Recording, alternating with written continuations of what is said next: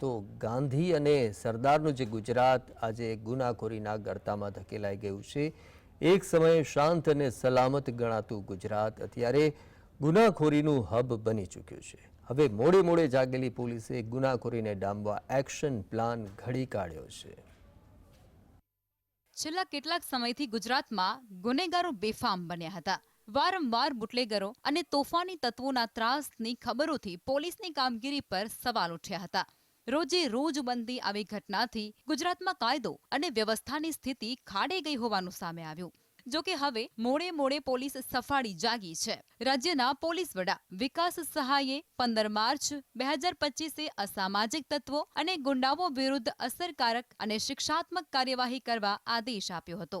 Police વડાએ 100 કલાકમાં અસામાજિક તત્વોની યાદી તૈયાર કરવાના આદેશો આપ્યા હતા અને જેના પગલે પોલીસ વિભાગે રાજ્યભરમાં ઝુંબેશ ચલાવી અને અસામાજિક તત્વોને કડક હાથે ડામી દેવા પોલીસ એક્શન મોડમાં જોવા મળી। પોલીસે 7612 આરોપીની યાદી તૈયાર કરી અને જેમાં 3264 બુટલેગર, 516 જોગારી, 2149 શરીર સંબંધી ગુનેગારો, આ સાથે જ 958 મિલકત સંબંધી ગુનેગારો, 179 માઇનિંગ અને 545 અન્ય અસામાજિક પ્રવૃત્તિ સાથે સંકળાયેલા આરોપીઓ સામેલ છે અને જે પૈકી અમદાવાદના 25, ગાંધીનગરના 6, વડોદરાના 2, સુરતના 7 અને મોરબીના 12 સહિત કુલ 59 આરોપીઓને પાસા કરવામાં આવ્યા છે। રાજ્યભરમાં અત્યાર સુધી 10 આરોપીઓને હદપાર કરવામાં આવ્યા છે। 724 લોકો સામે અટકાયતી પગલાં ભરવામાં આવ્યા છે।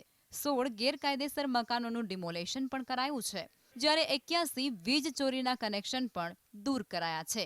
આગામી દિવસોમાં વધુ 100 આરોપીઓને પાસા અને 120 આરોપીઓને હદપાર પણ કરાશે। આ ઉપરાંત 265 આરોપીઓના અટકાયતી પગલાં અને 200 જેટલા આરોપીઓના ઘર પર બુલડોઝર ચાલશે।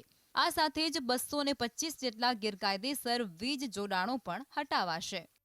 આ સાથે જ કોમ્બિંગ, નાઇટ પેટ્રોલિંગ, રેડ, વાહન ચેકિંગ, ફૂટ પેટ્રોલિંગ અને ગુનેગારોના જામીનમાં શરત ભંગ થયેલા હોય તેવા કિસ્સામાં જામીન રદ કરવાની કાર્યવાહી પણ હાથ ધરાશે। Bureau report, GSTV।